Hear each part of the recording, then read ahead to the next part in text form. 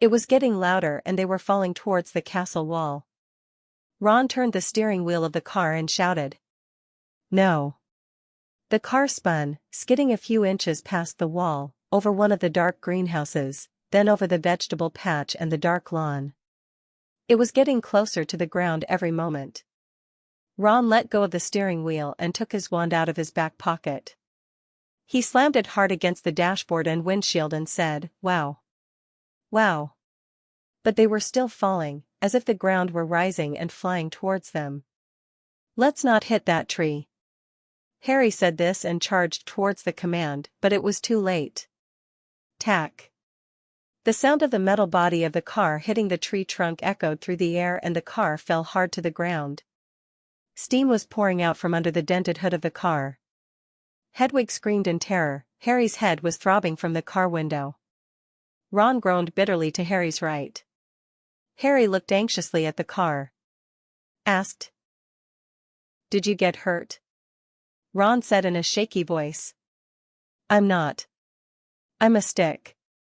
Look what happened." Ron's wand was broken in half, with only a few thin splinters holding the two halves together. Harry opened his mouth to assure Ron that they would fix it at school, but before he could say anything, a hard blow hit the side of the car on Harry's side, sending him flying into Ron as if an angry buffalo had charged at the car.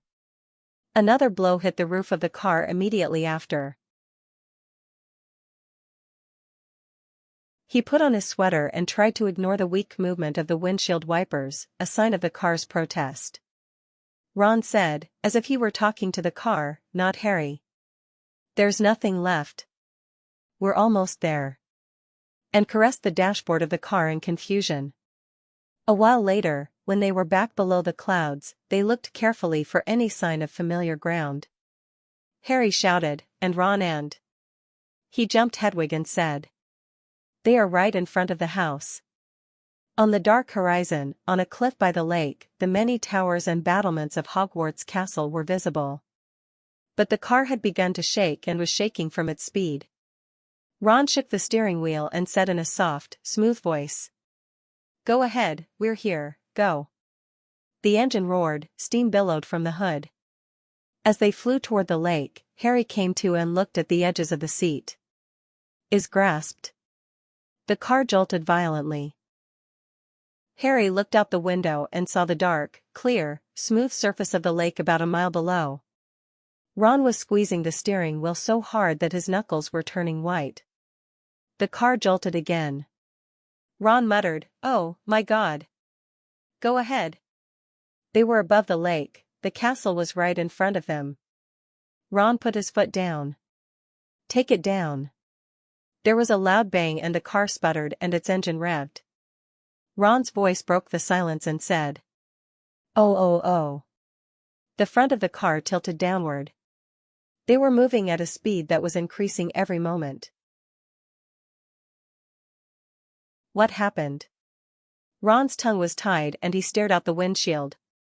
Harry looked around and his eyes fell on a branch as thick as a snake's tail that had crashed into the windshield. The tree they had hit had charged at them. Its trunk was almost bent over, its main gnarled branches hitting the car wherever it could. "Wow," Ron said. Another branch twisted and hit Ron's door hard, rattling it. At that moment the windshield of the car was shaking under the relentless blows of the knotted branches, and another branch, as thick as a log, was hitting the roof of the car with such force that it looked as if it might pierce it at any moment.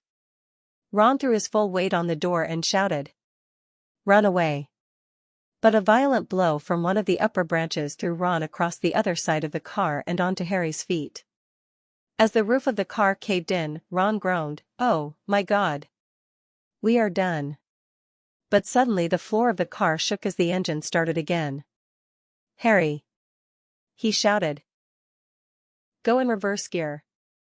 The car immediately backed up quickly. The tree was still trying to hit them. From the creaking sound of the tree's roots, it was clear that it was trying to pull itself as high as possible to hit them, but it was already out of reach.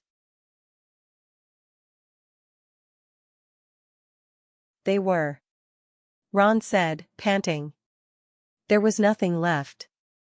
"Well done to the machine, it did a good job." But the car's power was gone. There were two clatters and the car's doors opened. Then Harry felt his seat tilt to one side and a moment later he was sprawled on the cold, damp ground. The sound of a grump and a grump that followed immediately indicated that the car had thrown their suitcases out of the trunk. Then Hedwig's cage spun in the air and fell to the ground, the door opening. Hedwig jumped out of the cage with a loud, plaintive scream and flew towards the castle without looking back. Then the car, rumbling and steaming, sped away. The red taillights on the car were flashing with fury. Ron waved his broken wand in the air and shouted, "Come back! He's killing me with his father." But the car, plodding with fatigue, disappeared into the darkness. Ron bent down to pick up the empty spot with his mouse and said helplessly, "What a ridiculous amount of luck, all these trees here. We have to go to that tree. We were eating and he was beating us." Ron glanced at the old tree, its branches still twisting menacingly in the air. Harry, who was tired and worn out, said, "Let's go. We'd better get to school early." Their situation was nothing like the triumphant entry they had imagined. In the cold air, with bruised hands and feet and tired bodies, they grabbed their suitcases and dragged them up the sloping lawn in front of the castle entrance. Ron threw his suitcase down the castle steps and hurried forward, peering out the window. The bright castle looked inside and said, "The party must have started. Hey Harry, come and look. It's a grouping ceremony."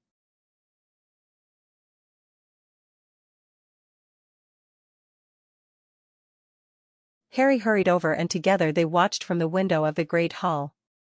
Countless candles hung above 4 long tables, and golden plates and goblets gleamed in the dazzling light of the candles. A large crowd had gathered around the tables.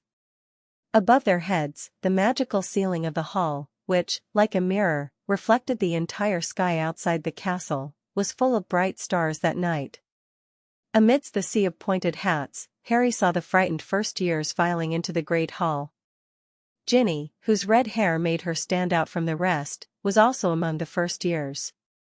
Meanwhile, Professor McGonagall, the bespectacled witch who always wore her hair tied back, placed the sorting hat, the famous Hogwarts sorting hat, on a tripod in front of the new arrivals. Every year, this old, dirty, patched, threadbare hat sorted new students into the 4 Hogwarts houses: Gryffindor, Hufflepuff, Ravenclaw, and Slytherin. Harry remembered the moment he had put the hat on himself. It had been exactly a year ago when Harry had put it on and waited in terror for the sorting hat to decide. The hat had whispered something in Harry's ear. At first, Harry had been terrified because he thought the hat would put him in Slytherin, the house where most of the wicked witches and wizards studied. But he had ended up in Gryffindor, where he was placed with Hermione, Ron, and his brothers.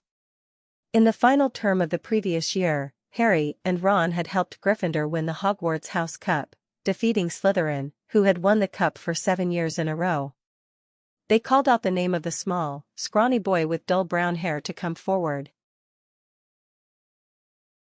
and put on the judge's hat. Harry looked away from him and looked for the headmaster. Professor Dumbledore, the headmaster of Hogwarts, was sitting at the head table, watching the sorting ceremony, his half-rimmed glasses and long silver beard gleaming in the dazzling candlelight. A few seats away sat Gilderoy Lockhart, dressed in rust-blue robes. At the end of the table sat the huge, Harry Greed, sipping his goblet. "Harry," he whispered to Ron. "Look over there, one of the professor's chairs is empty, so Snape." "Where is it?" Professor Severus Snape was the only professor Harry didn't like. Snape didn't like Harry either. Snape was the potions teacher, and because he was so cruel and sarcastic, no students except those in his own house, Slytherin, liked him.